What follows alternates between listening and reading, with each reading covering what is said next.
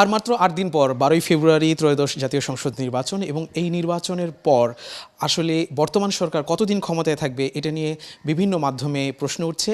সেই প্রশ্নের উত্তর জানতে আজকে আমাদের সাথে আছেন প্রধান উপদেষ্টার প্রেস সচিব শফিকুল আলম। জানবো তার কাছে। নির্বাচনের পরে যখনই গভর্নমেন্ট ফর্ম হবে এবং ফর্ম হবে ধরেন যখন ইলেকশনের রেজাল্ট হয়ে যাবে, যারা মেজরিটি পার্টি যারা জিতবে তাদের কাছে ক্ষমতা হস্তান্তর হবে, সেটা ১ সপ্তাহ ম্যাক্সিমাম এর মধ্যে পাওয়ার ট্রান্সফার হয়ে যাবে। আর পাওয়ার ট্রান্সফার হয়ে গেলে আমরা নাই, যারা ৬ মাস এটা করছেন তাদের একটা অসৎ উদ্দেশ্য আছে, তারা অসৎ উদ্দেশ্যের কারণে এই রিপোর্ট করছেন। আমরা তারা যখন একটা রিপোর্ট করেন দি পোস্টের রিপোর্টে, তাদেরকে আমরা বলেছি যে আপনারা আলী রিয়াজ স্যারের সাথে কথা বলেন, উনি এই পুরো প্রসেসটার সাথে ইনভলভ ছিলেন, উনি বসেছিলেন তাদেরকে ইন্টারভিউ দেওয়ার জন্য, ওনারা তার কাছে জানি নাই। তো আপনি সস্তা রিপোর্ট করবেন, জার্নালিজম করবেন সস্তা করে, জনগণকে আপনারা এক ধরনের কনফিউজ করার একটা চেষ্টা পুরোপুরি। এই গভর্নমেন্ট ইলেকশন হবে ১২ তারিখ, ১২ তারিখের পরে ১৩-১৪ তারিখের যেই দিনের মধ্যে একদিনের মধ্যেই সাধারণত আমরা দেখেছি যে ইলেকশনের রেজাল্ট হয়। ইলেকশনের রেজাল্ট যখনই যত দ্রুত ঘোষণা হবে, তারপরে এমপিরা ডিক্লেয়ার হবেন, তারা শপথ নেবেন, শপথ নেওয়ার পরে যে উইনার ওদের পার্টির যিনি লিডার হবেন তাকে প্রেসিডেন্ট ডাকবেন শপথ নেওয়ার জন্য।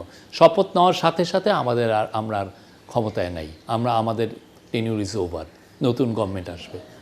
এই গভর্নমেন্টের যারা বলে যে ৬ মাস, এটা পুরো ডাহা মিথ্যা বানোয়াট এবং অসৎ উদ্দেশ্যে এইগুলো জুলাই সনদের বিষয়ে একটা কনস্টিটিউশনাল চেঞ্জের জন্য এটা ওই গভর্নমেন্টই করবেন, আমাদের কোনো বিষয় না, এটা তো আমাদের কোনো বিষয় না, এটা ওই গভর্নমেন্ট যেটা নতুন গভর্নমেন্ট শপথ নিবে তাদের বিষয়। এটা তারাই এসে তাদের ওই সময়ে পার্লামেন্টে, এবং যারা পার্লামেন্টের মেম্বার হবেন তারাই ওই ১৮০ দিনের গণপরিষদে তারা থাকবেন, এটা ওই গভর্নমেন্টের সময় ওদের বিষয়, আমাদের এখানে কোনো বিষয় না।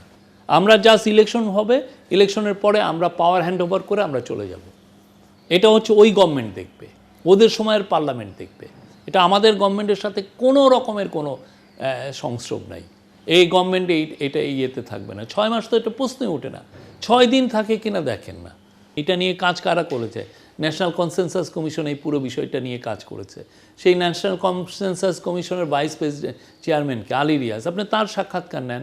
ন্যাশনাল কনসেনসাস কমিশনে বড় বড় পার্টির নেতৃত্ব কারা দিয়েছেন?